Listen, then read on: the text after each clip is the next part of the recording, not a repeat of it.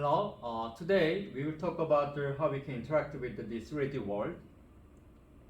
So at the end of this lecture material, I hope that you can read the mesh representation, also that you can understand a few selection method, also that we will talk about the virtual trackball interface that provide the kind of intuitive rotation interface.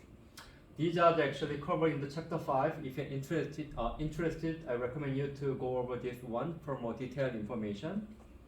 And so far we just implicitly assume that we can use the triangle, but there are lots of other representations.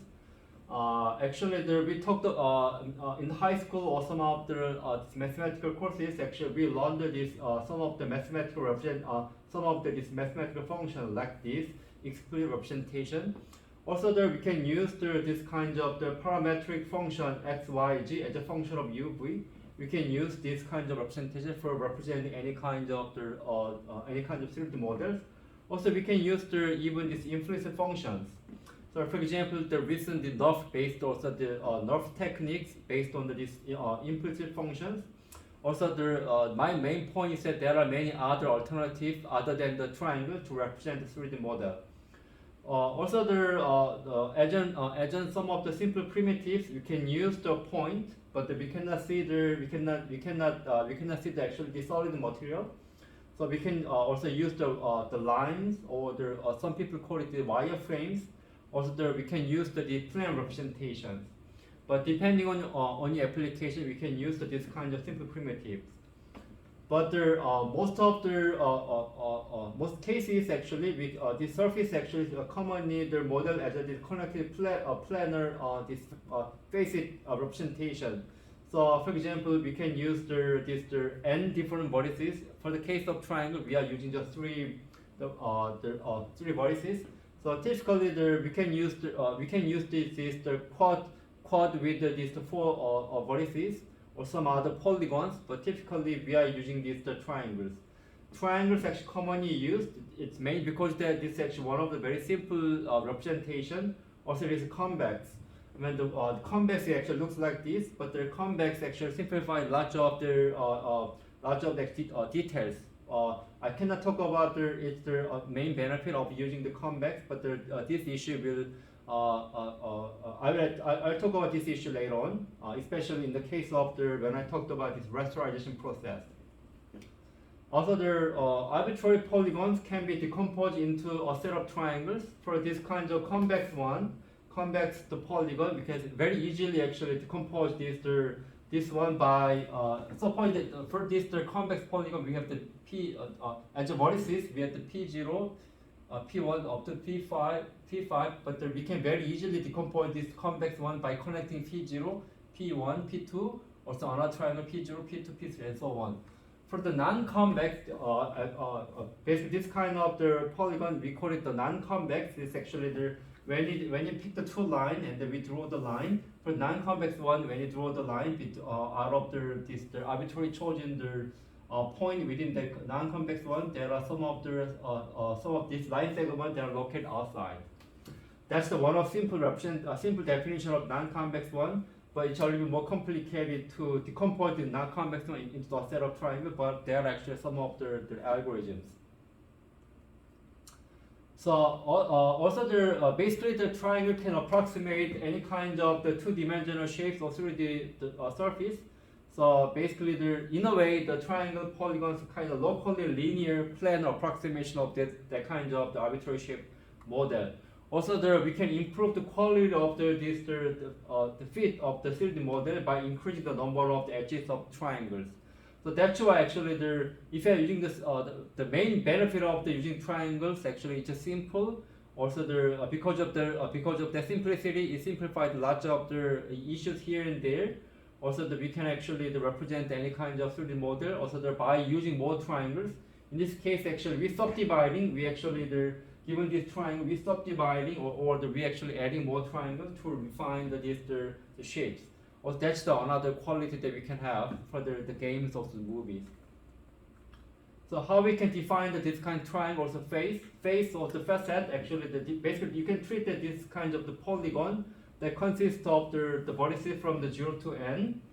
So there are sometimes in these cases we can actually one simple representation is that for defining every phase we define the coordinate of the vertex x y z coordinate, also another coordinate and so on.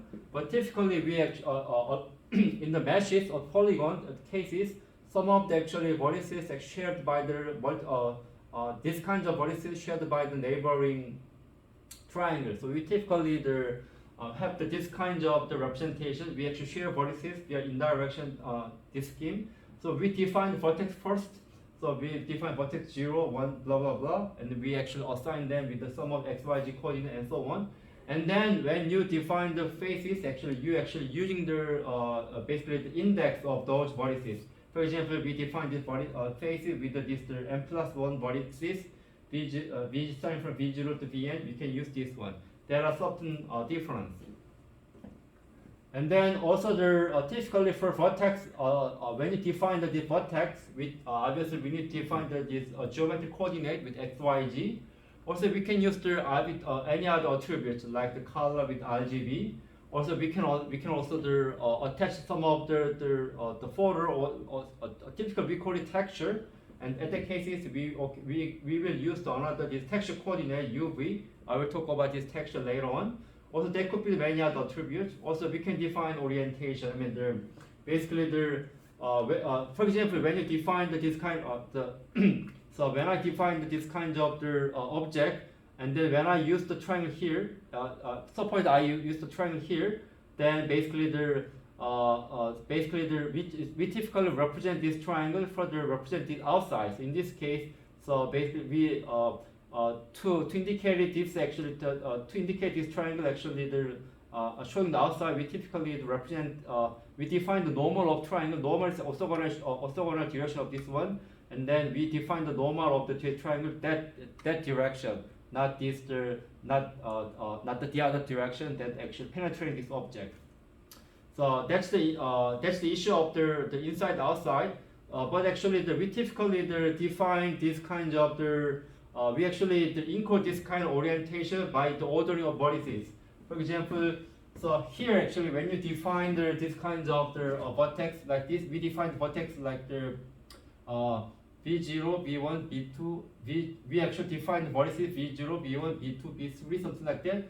Then actually when you wrap those vertices at that order, then your sum actually indicating that that direction, the normal orientation of that kind of the triangle. I'll give you more information here. So that's to define the orientation. It's the typical we actually using this normal vector, the normal. So basically here given this kind of quad shapes, the normal actually indicating the outgoing directions of that planar shapes. And then obviously this vector, we typically use this term n, nx, ny, ng to define this normal vector. So basically normal to a surface is kind of vector perpendicular to the surface. And then there could be two different normal vectors that way, that direction. But typically we define the normal direction was perpendicular to the surface shape, but locating the outside of the one. And then once we define the normal vector, but this one typically is normalized. So at this lecture we use the head notation to indicate that vector is actually normalized. So the normal vector is very important since the normal vector, we will use this normal vector for illuminating. In other words, computing the color depends on how basically through this illumination process we define how bright this triangle is when there are some sort of the light source. We'll get back to that how we can utilize this normal vector for illuminating the triangles.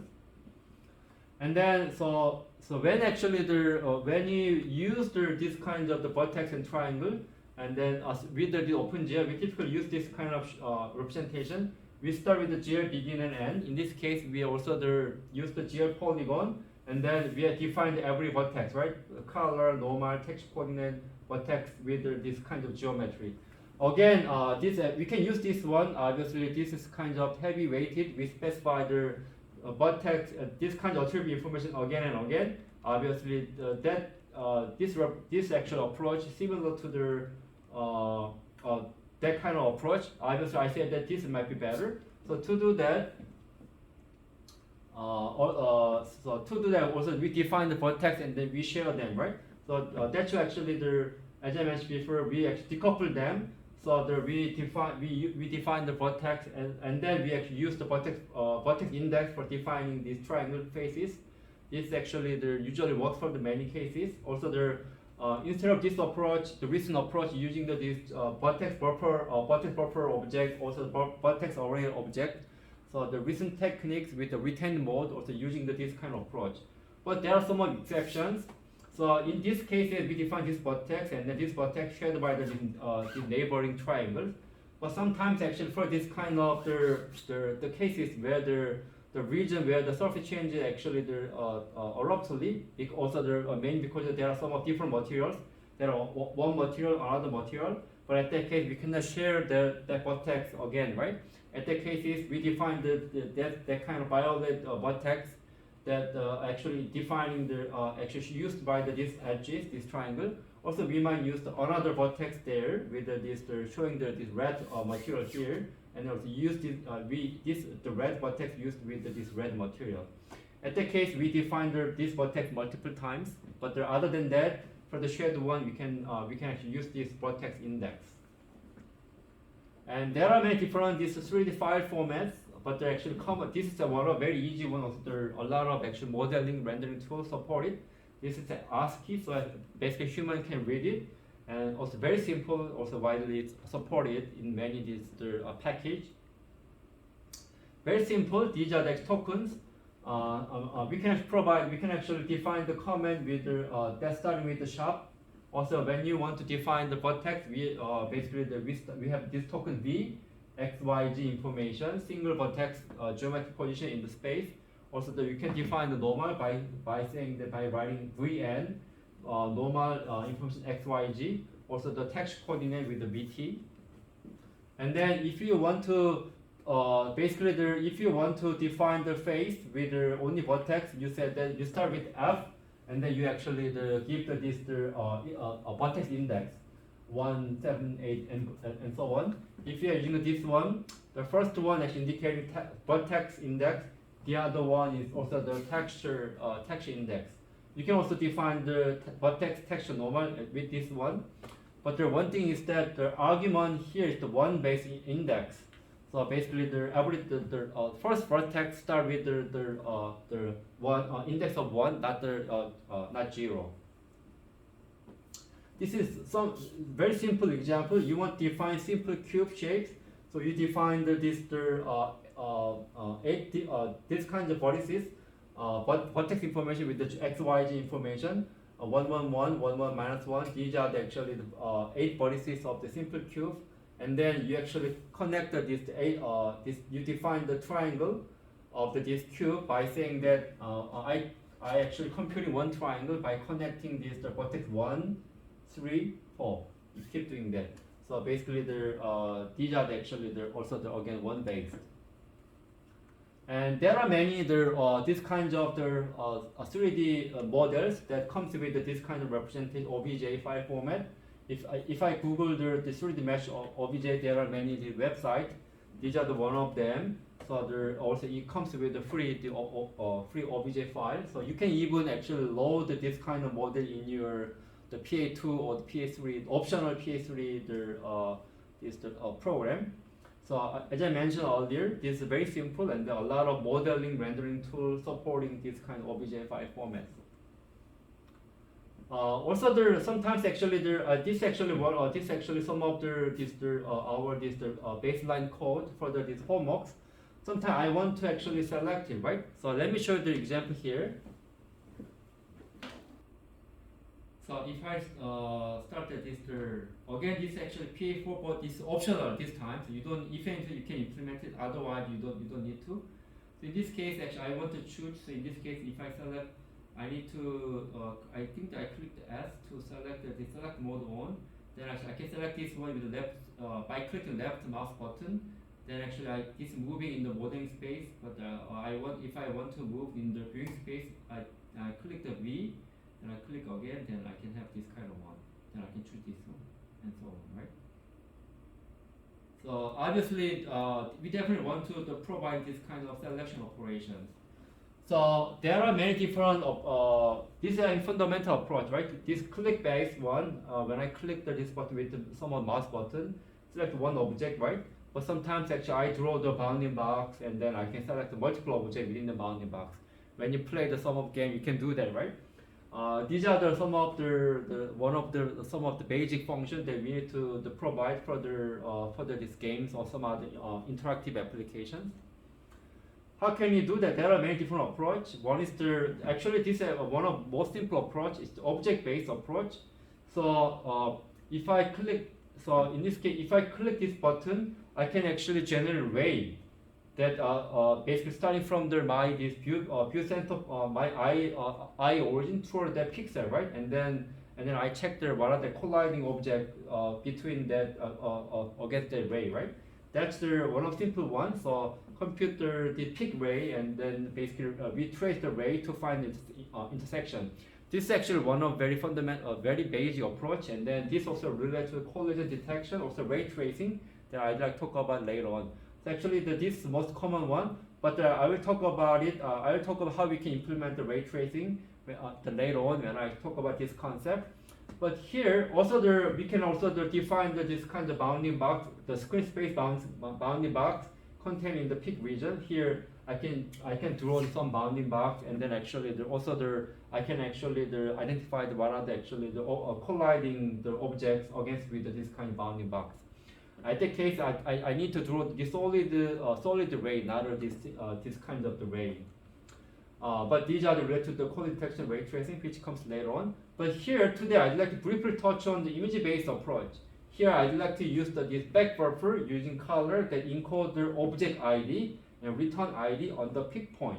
This is actually image-based approach.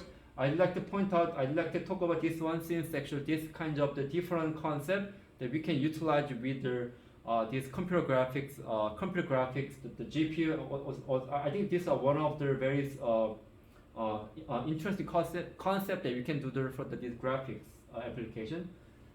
This actually the kind of geometry operation, but this is a kind of image space approach that you cannot find well in other field of the study. So here I want to select so when I click some of the location pixel here, I want to identify which object actually selected from the user interaction, right? Then how can you do that? And then we in this approach here actually I'd like to talk about image space selection with the back buffer. In this approach, I can only select the objects that are actually visible. In most of the cases, actually, obviously, this is actually true. And then, how can you do that? We ran the object into this back buffer. So basically, here when you see this kind of scene, typically this kind of color and depth actually drawn in the frame buffer. We call it that's actually the front buffer that we are visible. But there are another buffer, right? There are another buffer also for the swapping the frames, right? We call it as back buffer that's not visible. We can create this one and then render object to this kind of back buffer, right? With the color that encode ID. So instead of using the original color, we just we use the kind of some color that encode ID. For example, for this one, I use this one. For this object, I use another one. Then obviously I need to encode that. I need to memorize which color to use for which object. And then there are some sort of function like the GL read pixel. Since actually this buffer, I can actually access it. I can read it, right? I can call this kind of GL read pixel to read this kind of back buffer. But basically, I know that when I click the sum button, this actually at the cases. I can with the callback function with the mouse button, I know which pixel actually chosen selected, right? With this kind of the index in the image space, right? And then I can access that particular color in the back buffer. I can do that by reading the back buffer content with the GL with pixel with the provided the index in this in the screen space. So before actually the prior giving this lecture, I actually giving the another homework, maybe the problem assignment 4, by implementing this kind of implement this kind of image space the selection method, but this time I'd like to skip the low level details. But here I'm still giving you the concept of the image space approach. But I'd like to move on to another one. Later on, I'll give in this semester I'd like to give you the more opportunity to look at basically look at the novel subtopics, so that you can do you can give us the two different the presentation, the student lecture, or the paper presentation. Now I'd like to move on to another topic here. There are actually many different interaction techniques. So obviously we definitely want to move the object in camera, right? So when you want to move the object with the mouse, obviously it's intuitive when the object actually stick to the mouse while dragging, right? So that's actually I showed how we can do that with the selection method.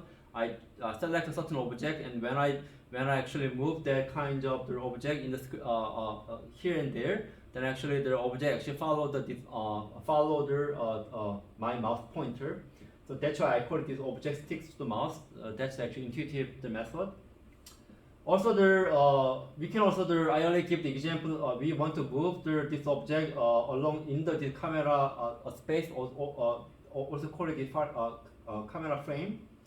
Also sometimes actually we are using the different terms, like the pan is to move the object in the image the plane.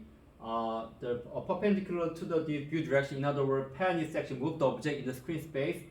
Dolly is to move along the view direction.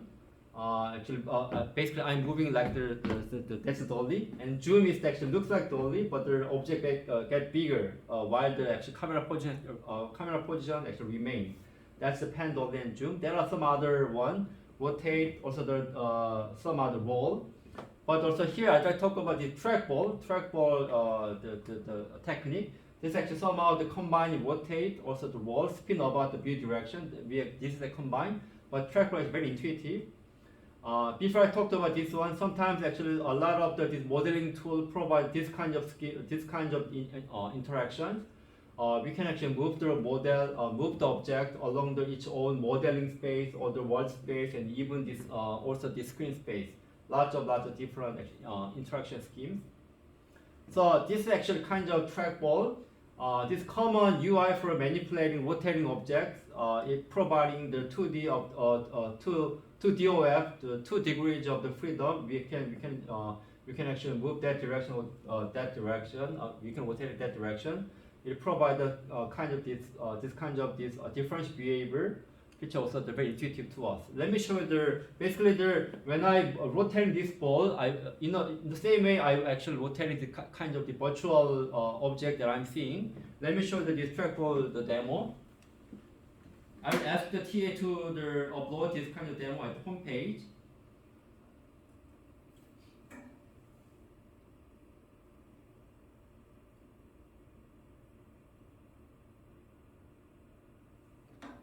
So here, this demo, when I click the left button, and then I rotate it here, then you can see that I can rotate like this, right? I click here, rotate it there, then I can have this kind of rotation, right? Very intuitive, right? So it might be better for you to try it out. So now the question is how we can implement it. So basically, we want to implement virtual trackball. Here actually this actually our view screen. Here actually kind of virtual trackball. When I when I click the mouse button and then drag it, and I want to rotate it basically object trackball at that direction, right? So here, if I do that, when I click this one, I can get the coordinate in the screen space of when I do this mouse down, and then also when I move my mouse from here to there. Also, I got another event. I can get another this message from the OS with this mouse move event. Then here I want to actually perform the rotation. Then the question is that what is the rotation the axis, or how much I have to rotate it, right? Think about it, how can you do that. So this is actually details how we can do how we can actually realize this rotation. So when I click this button, over there, then I can define some sort of this vector from the center of the trackball. I probably create this actually trackball. Basically, the center of trackball actually located at the center of the my world. Then I created this kind of vector from here to there. Let's say this A vector. Then then I click here. I drag down my mouse button, right? Then also I can create another second vector. Let's say the B here from here to there. Then basically I can compute this one with this kind of this kind of event, mouse down, also mouse move event. Then I'm actually moving that from here to there. Then you can see that actually this ball may be rotating that direction, right? This might be the rotation axis. How can you do that? We can compute that one. Before we doing that, we are also normalizing A vector, B vector. We normalize A head, we got the B vector. Then if I do this, how can you computing this kind of how can you compute this one? Then might be also going to the A vector, B vector, right? When I actually roll the ball here, obviously the roll may be actually the rolling along that direction, right? Which is also going to those vectors. So to compute that one, we can compute this. We can use the cross product, right? If I actually wrap the A vector, B vector that way, then your sum indicating that's actually perpendicular vector for the A vector, B vector. The axis, let's say axis actually looks like this. Then how can you? Then the question is that we want to rotate it that direction along this kind of the rotation axis, right? Then we actually talk about that problem later on. So then we can compute the matrix by this x vector, or also we can normalize it. Then angle is that the angle also there can be computed by the dot product between two vector, right? If we can compute, if we take the dot product between two vector, then we can get the cosine setter. We want to compute the setter, so we take this inverse of cosine cosine with this dot product between two vector. That way we can compute the angle, also the rotation, the axis. Then we talked about we already talked about how we can compute this rotation matrix before. So we can actually we can also use that concept here. That way we can actually implement this kind of virtual trackball. We can rotate it. I recommend you try it out that trackball the demo. If you're interested, also you can look at the source code. Okay, that's it. So today, basically by now, I hope that you can actually read this mesh representation. As an example, I talked about very simple OBJ ASCII type, ASCII format this mesh representation. Also, I hope that you can understand the different selection method. But actually, in this class, I talked about image space selection method by accessing the back buffer, by rendering the different color that encode the ID of the object. Also, I talked about the virtual how we can actually implement the virtual trackball. These are actually already discussed in chapter 5 of my book. So if you want to know the detail, I recommend you to check it out here. Okay, that's it. So also don't forget to other homeworks. Asking the questions, also submitting the video summary and so on. That's it. See you later. Bye.